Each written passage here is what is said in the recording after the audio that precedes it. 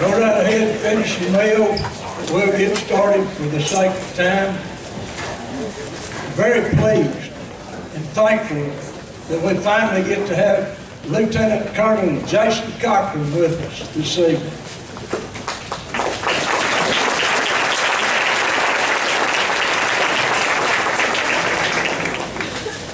As you can imagine, whenever Jason was in high school, he was an honoree all 4 years at this banquet. He graduated in 1990, went to the United States Air Force Academy and played football at the Air Force Academy. After the Air Force Academy, he started his career in the United States Air Force, and he's still serving in the Air Force today. He's had a very distinguished career in the Air Force. I'll not take the time to read all of that to you. I'd refer you to last week's Goldthwaite EAGLE to get the full details of his career. But he's been on a fast track. He's a senior pilot. He's been moved into command positions, given lots of responsibility.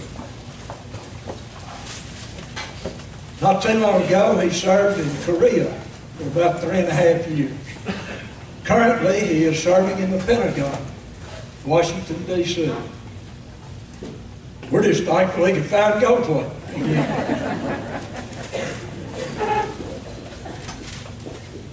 Jason's grandfather, the late Dr. M.A. Childress, and Jason's father, the late Clyde Cockrum, were both active members of the Goldthwaite Lions Club. And I know they would be so thrilled, so pleased that Jason could come back and be here as a part of this tonight. Jason's married, his wife is Kristen. He has 2 daughters, Olivia and Ella, 9 and 10 years old.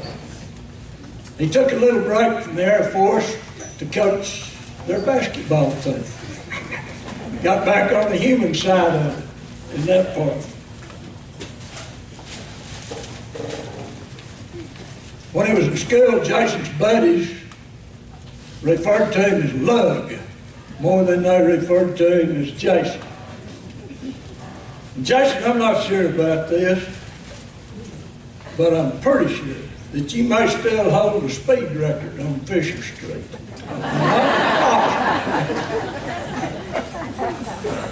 Sean Parrish may have gotten it here the last year or 2, but I know you've had it for a long time. And now that you've moved up,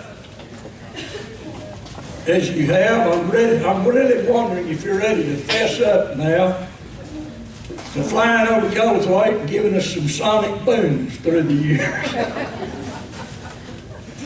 Seriously, we want to thank you for your service to the United States of America and your leadership for our country. And we thank you for coming back to your community and sharing tonight.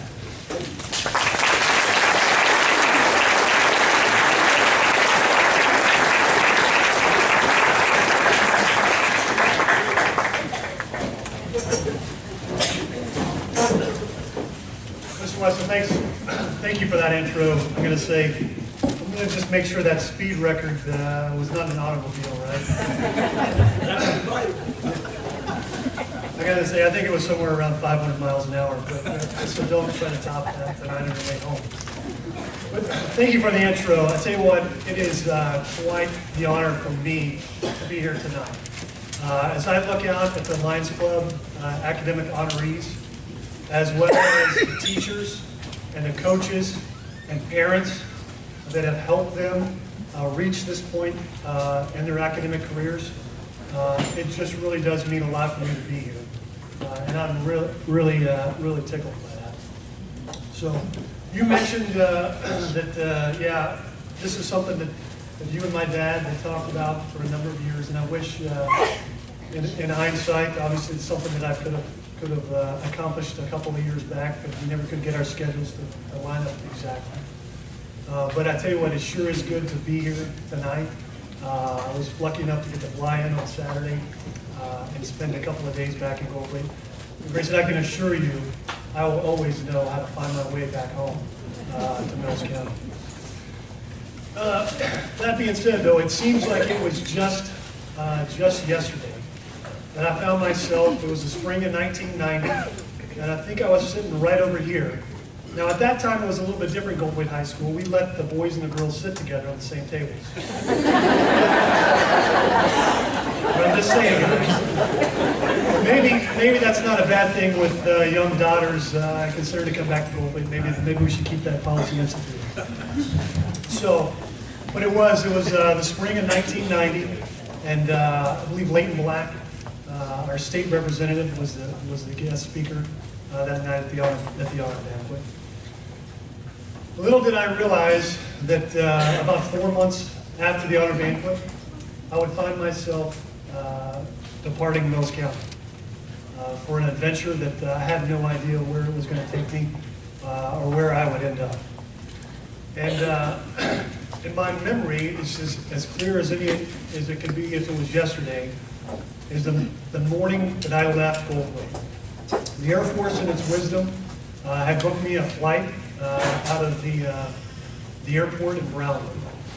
And I don't know if there's still air traffic service out of Brownwood today or not. But at that time, I think we had about a 5 a.m. flight, which means we needed to leave the house probably about 3 a.m. in order to catch that flight out of Brownwood. And I remember at my parents' house out to the west of town that I walked out at 3 a.m. with a suitcase full of stuff that I would never need or see again for at least another year after I arrived at the Air Force Academy. But as I loaded that suitcase, I looked down towards the county road in their entranceway, and there were a couple of lights down there on the county road. I really didn't think much about it, but it did kind of catch my attention. It was a little bit odd. So in Cockrum standard fashion, we were probably running a good about 30 minutes late for our departure time to catch this flight. But as we pulled down the county road, I was just shocked at what I saw. And there on the county road was Melissa and Tom Duran and Katie and Ricky and Joe Stacy and Brody and Chance. And they had these banners put up saying, go get them. Good luck. Now, mind you, this is about 3:30 in the morning. And here they are, cheering me and supporting me as I go off to the Air Force Academy. And I will tell you that throughout my lifetime,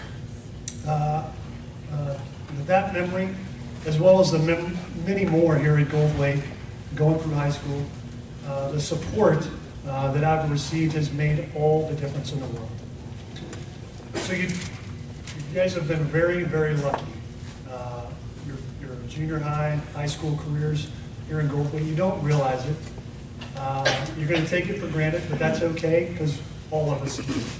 Until you're going to go off and you're going to see some other parts of the world, and you'll realize what a special place this is, and the ability to come back here and raise your families and be a part of this community. But if I fast forward a couple of hours, I did make the flight. I think my suitcase weighed too much for the airplane.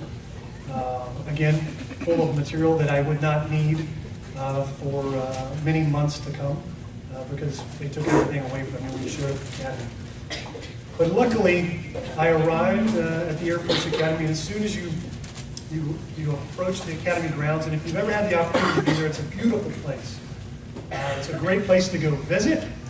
I would tell folks all the time, it's one of the most wonderful places to be from. It's a terrible place to be.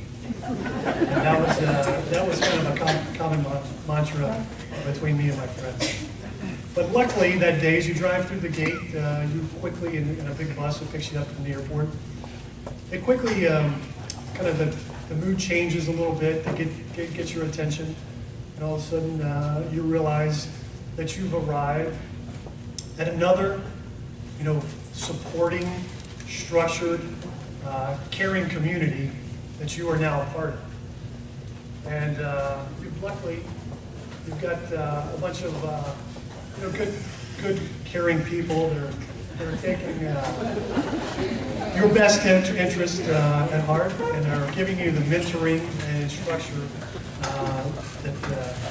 that you need. And so with that, you also found when I arrived at the Air Force Academy, you have a lot of time for reflection. So while these upperclassmen are imparting wonderful knowledge upon you, and you find yourself standing for an hour every morning marching to breakfast, and an hour at lunch marching to breakfast, or marching to lunch, you get a lot of time to reflect. And I kind of thought to myself, how did I end up here? What happened? And I came to the conclusion, I blame most of you in the back of the room. I hold you responsible even to this day. And I'm going to expand on that just a little bit. Because when you get to the academy as a freshman or an underclassman, you were what's referred to as a 4 degree. So obviously your senior year is your first year, and your freshman year is your 4 degree. You don't have a car, you don't have clothes other than your uniform. You really can't go out on the weekend, or your life kind of comes to a grinding halt. But that's all right. So these upperclassmen that are helping you along, kind of on top of this, one of the things that gets to be, or I should say an opportunity that I had, was to get to play football at the Air Force Academy. So while most places, and I often kid my younger brother about this, but playing football at a Division I school is usually kind of an honor and kind of a big deal. At the Air Force Academy, it just kind of gets you a whole lot more attention from these guys. So I quickly decided that, you know what, this was probably not the right place for me. And I made a big banner. I don't know if you can still buy poster board today, but I made a big poster board, and I wrote on it in big crayons, 31 May. And 31 May happened to be the end of the freshman year. And most of the upperclassmen at the academy thought that, hey, that was kind of my goal, to make it through the freshman year. But I had a different picture. 31 May was going to be the end of my military career. That was going to be my last day in the Air Force. I talked to my dad and I said, Dad, this is not the right place for me. Holy cow, this is crazy. And he said, that's all right, just, just finish it through this year. And I think Stephanie's here somewhere. I didn't see Stephanie yet. But I talked to her brother-in-law. I had previously had a scholarship to go to Angelo State. And I called out to talk to Coach Tim Reed. And he's like, come on, you can come on back to San Angelo State. And that was my game time. Well, let me fast forward just a little bit through the fall, and I come home for Christmas break and have a wonderful time away from the academy. And I go back, and guess what? My grades come out. All right. So if it wasn't these upperclassmen that were trying to get you, or the football program, or the military dean, the military dean, or the commandant, it was the academic dean that was always after you. There were lots of opportunities at the academy. It felt like somebody was kind of always poking at you, or looking to take you down, if you will. But lo and behold, we come back from Christmas, and I get my first semester grades. And let me just pause right there for a second and give you a little bit of background back to Goldthwaite High School. So when I was a senior, I had a couple of incredible teachers, and one in particular that, now I'll tell you that most of the students, this teacher was not necessarily their favorite teacher. Sometimes he might behave a little bit goat-like, might be a question. But that being said, the thing about this teacher is that he demanded excellence, and he held his students extremely accountable. And I'm probably going to mess this quote up just a little bit, but he used to say something to the effect, is when you leave Goldthwaite High School, I don't care if you go to BU, TU, UT, TCU, or SMU, you got to know this stuff. And if you don't, they're going to look at you like you're some country bumpkin from Mills County. All right? This guy, he held his students accountable.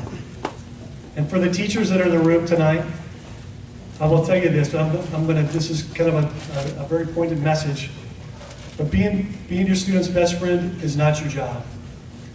You owe it to them, just like this teacher did. And let me fast forward to that fall freshman year, is that at some point during basic training, I took an academic test entry to chemistry. And somehow I got put into, usually you had Chemistry 101 your first semester and Chemistry 102 your second semester. Somehow I got put into a double chemistry class. So it was 6 credit hours of the 21 hours I was taking. And I got a great teacher there, and I got in Major Strasser, I remember, and he would take, at the academy you're always falling asleep in the class because you're waking up pretty early and going pretty hard all day. But Major Strasser always had he'd have 3 or 4 Coke bottles, glass Coke bottles of hydrogen. And he'd always have a Bunsen burner at the front of the class. And if you started to doze off just a little bit, or someone in the class would, surely it wasn't me. But he would pop a cork out of the top of one of those bottles and then wave it over the Bunsen burner and boom! The ceiling tiles would raise up a little bit and everybody would be awake for at least the next 30 minutes. But I will tell you, when I came back from Christmas, I was surprised to find that I made the Dean's List at the United States Air Force Academy. And hold on, man, because that was the one and only time I did. And it was downhill every semester from there. But I made the Dean's List. And the reason was, Mr. Shunky, would you stand up for just a second?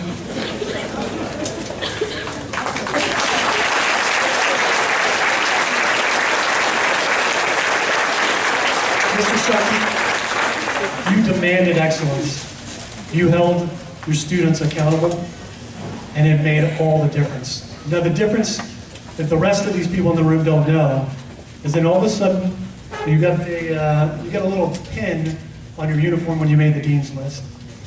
And so to these guys, I was no longer their football player, all right?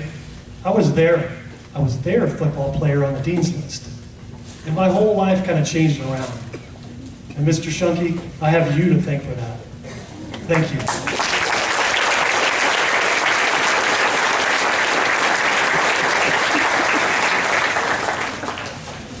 So with that being said, I know there's been some questions about the entry into the paper this week.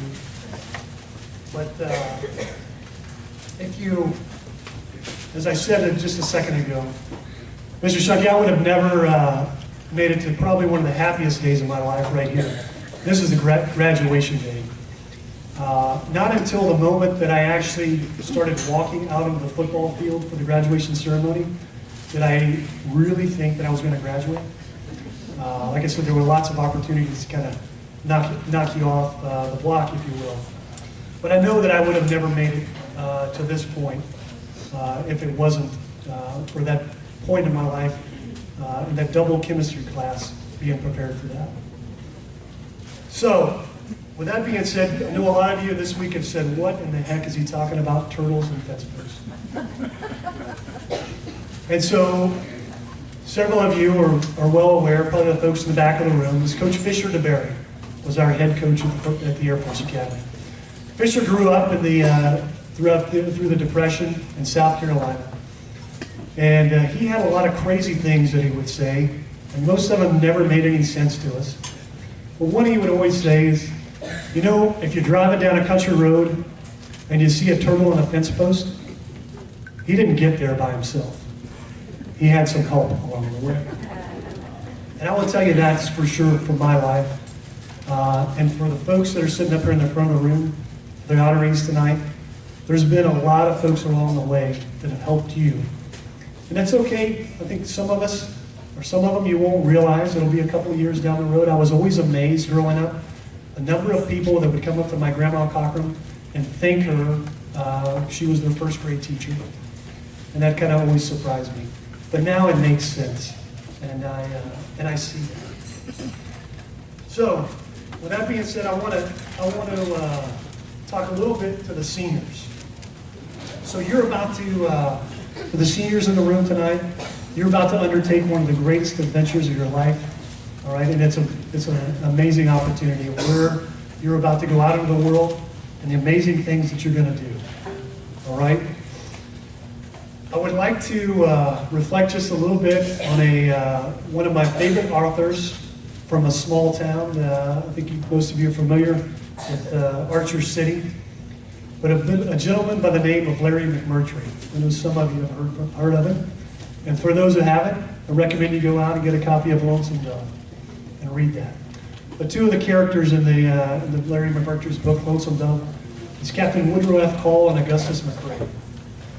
There's a scene or a line in that book that really resonated with me for the seniors tonight. And I will tell you, it's the second best line in that book. There's a guy by the name of Jake Spoon who's one of the characters, and Jake's kind of a guy who's always trying to get out of work. He's kind of always running rough over on the side. Well, Jake, there's a point in the story where Jake falls in with kind of some bad guys. Well, the bad guys end up killing some people, and Captain Woodrow F. Call and Augustus ended up catching them. And unfortunately, Jake was caught with them, and Captain Call and Augustus they hang all of them from an oak tree. And there's a line in the movie that says, "When you run with horse thieves, you'll hang with horse thieves." So for the seniors, as you guys go off and start the next chapter of your life, there's going to be really nothing that's more important than the people you associate yourself with. I was really lucky. These 6 guys that up here, we refer to ourselves as the doctors. Every day before football practice, there was a long blue line across between the field house and the practice field. And we'd meet, and as soon as you went across that blue line, it was all business. But before that, it was real quick. It was a social time where we caught up every day. And these 6 guys were all from big city schools all across the nation, spread all out. They were better athletes than I were. They were smarter than I was. But if they were here tonight, I would not admit that. And they were really a group that lifted me up and pulled us together. It is amazing today. Steve, I would always find them in my dorm room. They would always be reading the Goldthwaite EAGLE. Of course, it was constantly making fun of the kid from small town Texas. All right? Ironically, and I'm proud to say that all of them end up coming back to Goldthwaite once or twice a year, and at least one of them has bought a house here. So it's ironic that the big city kids ended up basically falling in love with what I refer to as the center of the universe, and have continued to find their way back to Mills County over and over. So, seniors, think about those that you associate yourself with. Look to pick out people that lift you up and make you better, and look to do the same to help them. Now that's going to be probably the most important decision that you're going to make. You're going to spend a lot of time stressing about what your major is going to be, what school you may go to, what kind of job you're going to get after graduation. All right? But there's going to be one key thing that's going to be even more important than all those. All right? And hopefully this may be a couple of years down the road, but I can tell you that there's going to be nothing that is more important than selecting your spouse.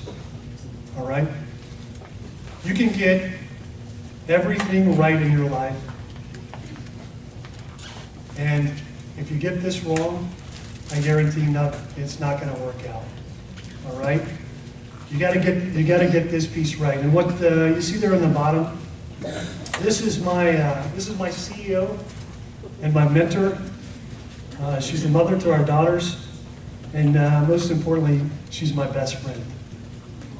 So, so you're going to spend a lot of time worrying about a lot of stuff over the next couple of years, all right? Make sure you're patient, that you think this decision through, because it's going to be the most important one, and it'll be with you for the rest of your life. Again, I'm not trying to bring you down here, but again, as I look back, almost 26 years after I sat here in the front row, these are some things that resonate with me and things that I think were really important. There was a quote, my great uncle Charles Trullers, he provided this years ago. So as you go to select your spouse, it says, don't ask yourself if you can live with this person. Can I live with this person? You have to be asking yourself, is there any way in the world I can live without this person? So write that down if you write down one thing tonight, and take that with you. So, all right, a little more peppy and positive note, if you will. You never have to ask a fighter pilot more than once to talk about flying. All right, we can talk about me or we can talk about flying, either one. But what you see there in that picture, that picture was taken in late April of 2003. And as I look back and I think about that picture just a little bit, I think to myself, yeah, that guy looks like he's brave, he looks like he's confident, he looks like he knows what he's doing. I would take you back to a time about 4 weeks prior to that. It was around the 24th of March 2003. It was about 4 days into Operation Iraqi Freedom as we kicked off the war in Iraq. And I would take you back to this guy. He's living in a tent in the middle of Al Udeid, Qatar. Folks asked what it was like. It was 12 people and 12 guys in a tent. Right by the flight line, it looked like a Mills County Caliche road, and that's how I would describe the entire country. All right, but I woke up about midnight, and I was going to fly my second mission as we kicked off Operation Iraqi Freedom. We quickly got over to our ops building and got our intel brief, and as we got the intel brief, what we learned is, again, was about 4 days into the war. Some Army soldiers had been captured by the Iraqis, and they were executed immediately on the spot. And at that point, my heart and stomach just sank. I froze with fear. For you see, up to this point, the previous 13 years, I'd been training exactly for this moment. I'd obviously been through the academy, lots of flight screening and training. And I'd even been to survival school, I'd been through resistance training, and I'd actually served as an instructor in resistance training. And I always knew that if things went bad, and if somehow I ended up having to eject, that I could, one, evade, because I've chased whitetail deer with Stephen Bridges and Jody Revin to the best of my ability. And if I was captured, I knew that I could resist and survive as a POW. But I never thought about that if I would be executed right on the spot, if they caught me. And I froze, and I was scared to death. Now, I will tell you, I've only told this story to 3 people in my entire life. One was my dad, the other is Ricky Stacy, and both of those passed away a couple of years ago. And Joe, I'm glad you and Melissa are here tonight. Because at that moment, when I was scared to death, and I was really, literally frozen with fear, what the first thing that flashed into my mind was that 1990, 3:30 in the morning, whenever I left to go catch that flight in Brownwood, and I got down to the county road, and I saw Ricky and Joe, and Tom and Melissa, and their signs saying, "Go get them." And I'll tell you, that gave me the strength to move forward. Because I knew there had been a lot of people up to this point that had put a lot of effort and work into me to get me to this point. And you know what? I owed them, and I owed our nation to go forward. And that gave me the strength to go out on that mission. Now, what happened on that mission, maybe we'll save that for another day, but there's a lot more exciting things that follow on with that.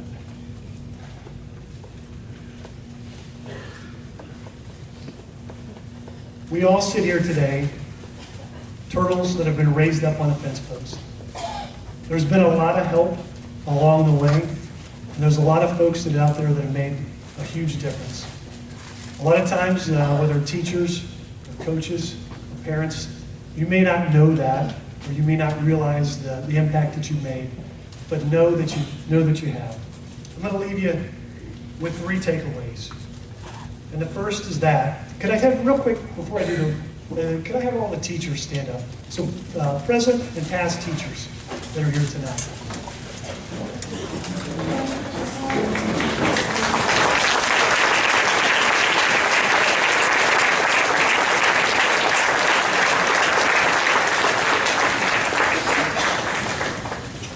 The impact you've made on this community, the impact you've made on this nation is incredible. The stakes are high, and the future of our next generation are depending on you and those that will follow in your footsteps. Teachers, push them. Hold them accountable, all right? Demand excellence from them, and they're going to thank you throughout their lifetime. Next, for the seniors. Can I have the seniors just stand up real quick?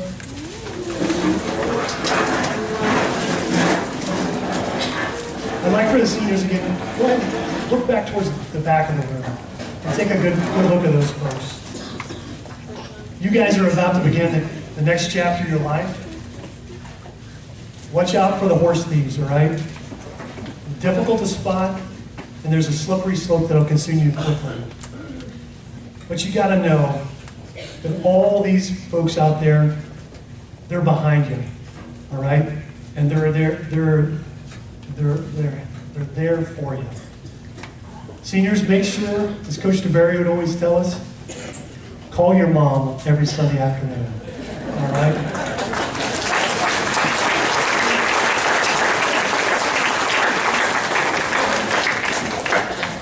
And lastly, for all the rest of us, there's going to be some dark and scary times. I guarantee many of you have lived through them now, and there's going to be more in the future. But you come from a community that's supportive and caring, and it has made a significant investment in your future. Know that you're not alone, and that as you leave tonight and head out into the world, that you have the strength of hundreds of families here in this community that are behind you. So next time you're headed down a county road, I hope you don't see a turtle in a fence post. And I know as you drive around Mills County, you're going to see a lot of fence posts. And just take that as a moment to reflect on your life and think about those that have been out there to help and support you. For our seniors and for all the Lions Honorees, congratulations. This is a terrific honor, and it really does honor me to be here and be a part of it tonight. Mr. Wetzel, thanks for inviting me back and for the Lions Club.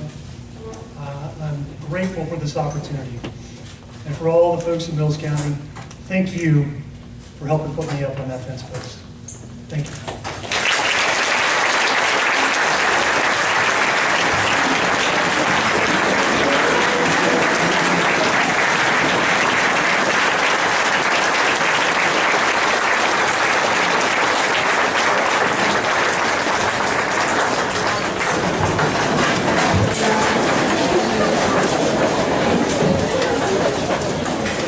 I'd like to say thank you,